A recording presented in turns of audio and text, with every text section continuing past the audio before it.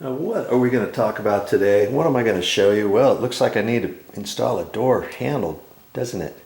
I took this off previous because I just repainted this door. I had a couple marks on here, and I noticed that this bottom panel wasn't as best as I knew I could do. So I ended up taking the handle off. I took the hinges off. I repainted it in the garage. I had it all set up here, and I took this door down here, this exterior door, 1 3/4 solid core door, and this door jamb, all that. I painted the doors over there. I just reinstalled these doors, and I just was in the process of installing this new weather stripping. Doesn't that look nice? Hey, I've got it all on my channel under a previous episode for these condo renovations. And if you want to see any other things that I have other than the condo renovations that I've been doing, you can always go to my YouTube channel page, my main YouTube channel page,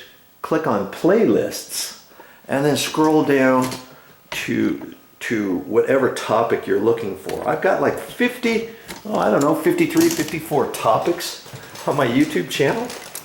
Yeah, all sitting there waiting for you. Thousands of videos waiting for you. I think I got, 2,400, 2,500 videos so far, and I'm not done yet.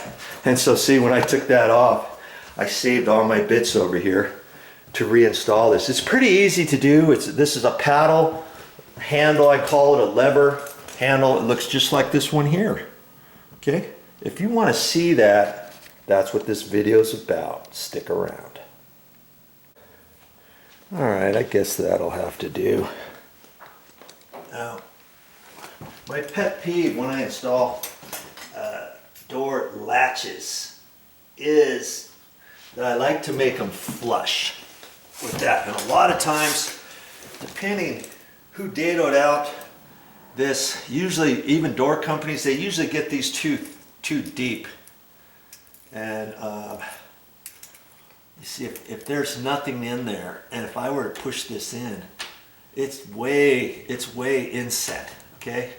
And I don't like doing that. First off, it doesn't look very nice. It's not like flush. Secondly, this latch doesn't stick out as far. When this is pushed in, you could lose almost 1/16 of an inch of throw going into your strike plate. And if you've got a gap between your door and your strike plate, it might barely hold. Now, I just took some cardboard, and I folded it. I folded it up, and I'm using those as shims, and they happen to fit right in because I've already installed this once and took it out. Okay, so that's my shims, and when I get ready to screw this in, it's going to be flush.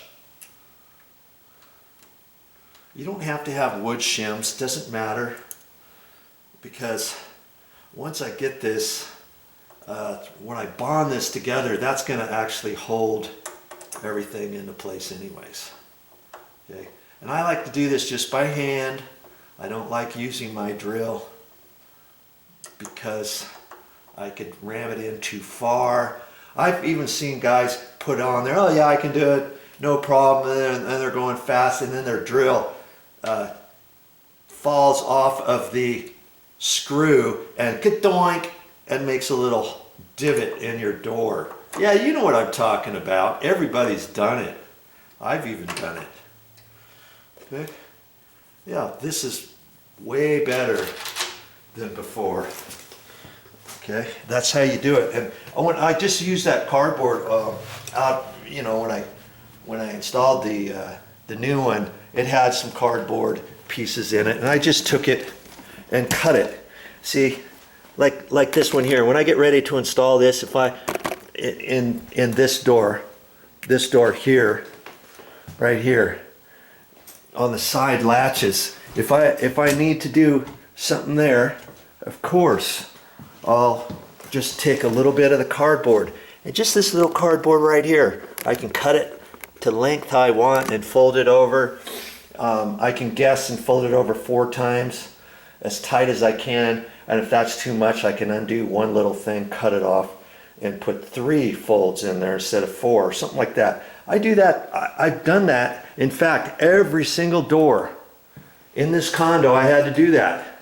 So every door, downstairs, upstairs, had to do the same thing. Okay? But I do that. You know, it takes me a few minutes longer, but it just looks right. It makes it look good. It makes it look like a professional installed your door handles, not just you. And speaking of professional, you don't have to be a professional. You don't have to be a professional at installing door handles and stuff. When I took this one off, I put it back together and I put the screws in, just so I didn't lose them or anything like that. And always, whenever I install one of these, this is just a paddle lever handle, okay? And with no privacy locks, no keyed lock, no nothing. And these are designed that the handle can be popped out. Both of those, and flipped around, because you always want the screws facing the inside. And because this is just a little closet, of course I want the screws to the inside, don't I? Well, if the screws, let's say the screws were on the inside, and after I got it installed, I had to have it like that, and the paddles were facing up. Okay, like that. Then they give you this little tool, and you just press the side. You can pop those out, flip them around, because it always looks nice to get your paddle handles. I always like them contoured facing down.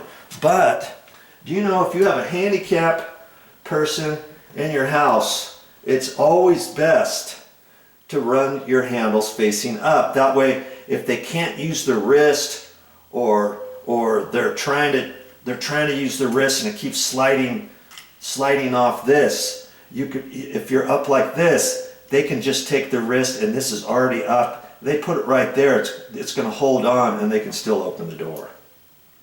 Okay, I've actually put them on like that before, and I've seen some people, they just do that, and they say, well, because the screws were on the other side, so I had to do that. And yet they didn't know that they could flip these around.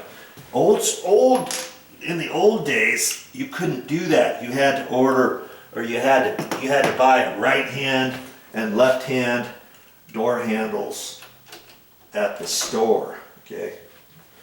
And to where they fit, because they weren't interchangeable. Now see, that's pretty much it. And I just find the screws, and I like to turn it just by my fingers first. This one's a little bit trickier, but that way I know I'm not stripping, or I'm not on the edge to where if you try to tighten that up, some people are like, yeah, it's kind of going hard, but it's going, but you might be cross-threading it. And I'll just get the drill and screw it in there. And you think you're going to go and go and go, and pretty soon you get the screw almost 3/4 or 7/8 of the way in there, and it won't go any further. And maybe you break it off, or you bend it, or you strip the head off, all because it's cross-threaded. If you can't tighten up a screw with just your fingers to begin with, then, you know, kind of pull it back out and work at it again. Okay. And then you can tighten it. And I don't use my drill for this. I'm gonna get you resituated over here. I don't use my drill for these. I just use my screwdriver. Okay, that's all. And now I've had this installed previous, and what I like to do before I tighten it up, if there's a little bit of a slop here, which there is, I like to lift that up. And I think that's what I did when I installed it initially. Okay. because after a while, the handles have a tendency to slop around, and then they have a tendency to slightly sag. So if you install them level initially, after about a year, go and look at your handles. They're all going to be looking like they're sagging. And at that point, you could lift your door handle and fix it to a certain extent. But you know, these things aren't designed to last forever. You might get a good 10 years. 10 years out of this. Okay, that's it.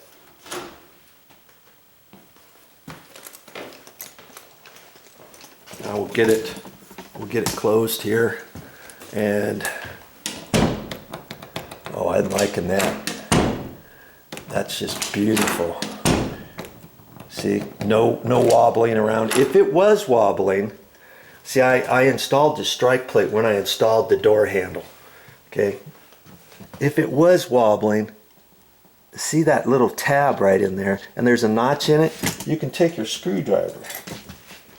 You can take your screwdriver right there, and then you can pull that and bend that tab out just a hair to take up the slop. You don't want to do it too much. Just do a little bit at a time, because if you do it too much, then it's too tight. Then you got to push that back. You either got to take it off and bend it, or get your screwdriver in there without buggering up this edge and all that kind of stuff. And these can only be bent so much because they got the groove in there. It's only held with little metal there and there. Do you see that? If you start messing around with that too much, those things break off and snap off.